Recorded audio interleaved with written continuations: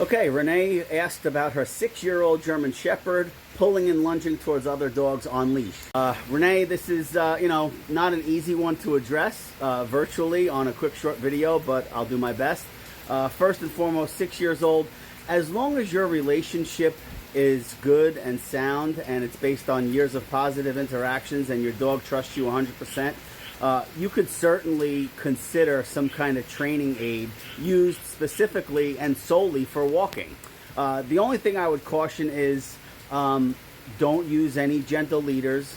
The gentle leaders that go around the muzzle, they are one of the most emotionally invasive tools on the market.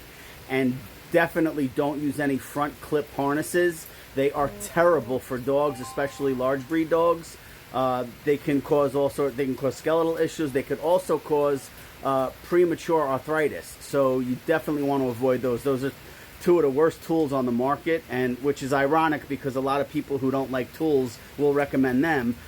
So again, if your relationship is good, you can try a slip lead, a nice thick slip lead. There's a lot of brands out there. I use Mendota when I use slip leads. You could try a martingale collar. That's another option for you. And then honestly, a thing that might be good for you, especially with a Shepherd, is a Star Mark collar. Those three tools would be good for you. Now, just like any training device, you have to make sure you know how to use them properly. You would use them only for walking, so you can work on your walking skills and communicate more effectively with your dog. Obviously, you never leave any kind of handling or training aid on the dog unsupervised, ever. So like for a walking aid, you would use that solely for walking. And if that's on your dog, there's a leash and you attached to the other end, right? And even with a training and handling aid, you can create a lot of positive association with little walking exercises. I actually have videos on my YouTube channel of what a working walk is to help dogs understand certain behaviors. And the thing with, regardless of what tool you use for walking, I don't know if you ever gave your dog a little tap on the leash to try to get her attention.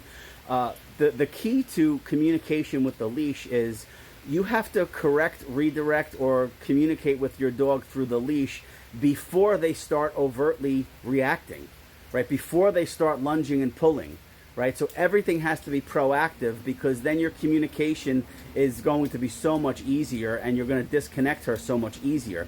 And obviously bring super high value treats on walks. I always recommend people have walking treats that are solely used for walking. They're unique to any other treat the dog gets. So let's say, for argument's sake, you give dog biscuits usually, or maybe some kind of cookie inside the house. For walking, you want to use jerky or maybe even chopped up hot dogs. Oh, the garbage truck is here. That's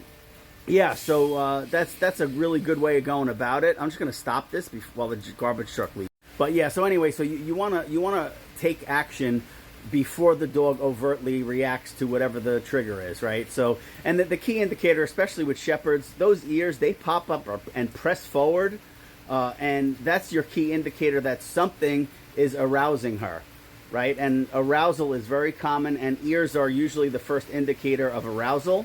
So when those ears pop up, the next thing that happens is they make eye contact. If there is sustained eye contact to the trigger, you got the ears forward, sustained eye contact, that's when you would give her a little tap on the leash or a redirect, and then put her onto some kind of positive obedience and get her focused on you with high value rewards. So basically it's the ears up, eye focus and target, we correct, redirect, we sit and give the high value reward. Again, this is all contingent on, number one, if you have a really good, strong relationship with your dog, right?